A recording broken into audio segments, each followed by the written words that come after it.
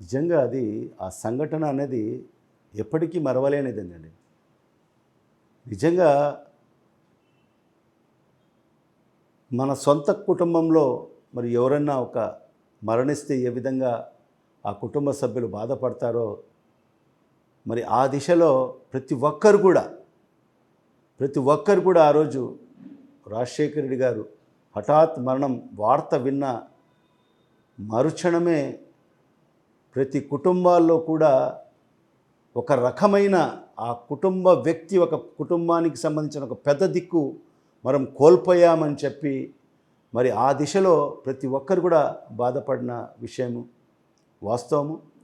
మరి ఆ దిశలోనే మేము కూడా నిజంగా రాజశేఖర రెడ్డి గారి మరణ వార్త వింటేనే నిజంగా ప్రతి ఒక్కరు కూడా చలించిపోయాం. మనం కూడా మా కుటుంబంలో ఒక పెద్ద దిక్కు మనం కోల్పోయామని చెప్పి కూడా మరి ఆ రకంగా మేమంతా కూడా బాధపడిన విషయం వాస్తవం అని చెప్పి కూడా ఈ సందర్భంగా తెలియజేసుకుంటున్నాం.